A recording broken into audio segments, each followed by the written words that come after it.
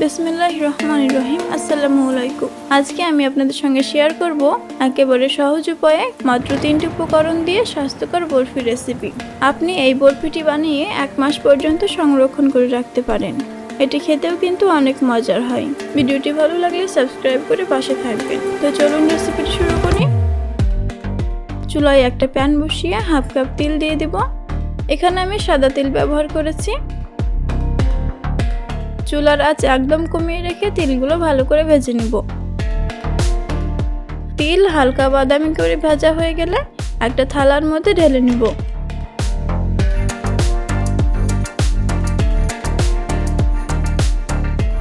এবার এটাকে ঠান্ডা হওয়ার জন্য রেখে দেব 5 মিনিটের জন্য। 5 মিনিট পর এটা ঠান্ডা হয়ে গেলে একটা ব্লেন্ডারের মধ্যে তেলগুলো দিয়ে ভালো করে ব্লেন্ড করে নেব। তেলগুলো একেবারে গুঁড়ো করা যাবে না, মাঝারি করে ব্লেন্ড করে নিতে হবে। একটা থালার মধ্যে ঢেলে নিচ্ছি।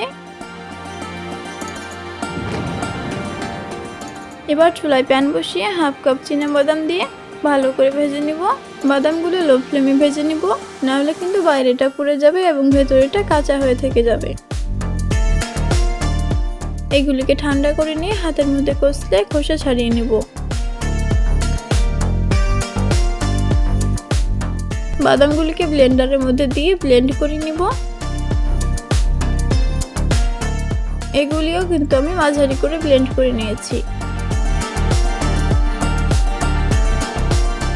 প্যানের মধ্যে হাফ কাপ নারকেল কোড়া দিয়ে 5 মিনিট শুকনো করে ভেজে নেব।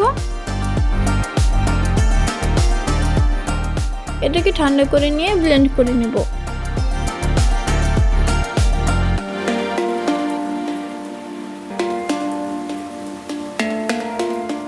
চুলায় প্যান বসিয়ে 1 চামচ ঘি দিয়ে দিয়েছি।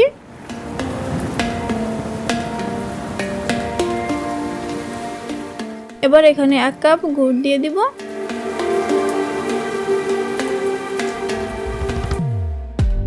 সামান্য পানি দিয়ে গুড়ের মধ্যে যে দানা ভাব আছে সেগুলোকে মিশিয়ে নিব। গুড়টাকে 5 মিনিট জাল করে নিয়েছি। এবার সব উপকরণগুলো মিশিয়ে গুড়ের মধ্যে দিয়ে দিব। ভালো করে সবকিছু মিশিয়ে নিব। এই পর্যায়ে চুলার আঁচ একদম কমিয়ে রাখতে হবে।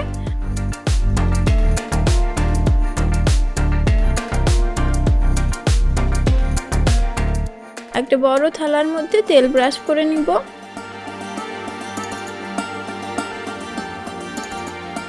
এবার মিশ্রণটাকে থালার মধ্যে দিয়ে সমান করে নিব।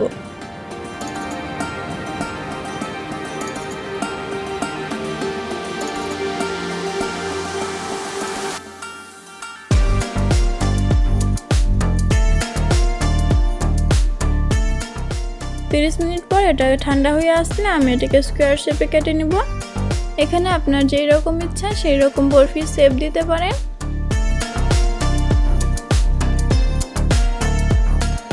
এখানে আমি ওপরে কিছু পেস্তা বাদাম কুচি দিয়ে পরিবেশন করছি। এই রেসিপিটি অবশ্যই আপনারা বাড়িতে ট্রাই করে দেখবেন, খেতে অসম্ভব মজার হয়। আশা করছি আপনার খুবই ভালো লাগবে। আবারও কথা হবে অন্য কোনো ভিডিওতে। ততক্ষণ পর্যন্ত ভালো থাকবেন, সুস্থ থাকবেন এবং দেশি রাঁধুনির সঙ্গে থাকবেন। আল্লাহ হাফেজ।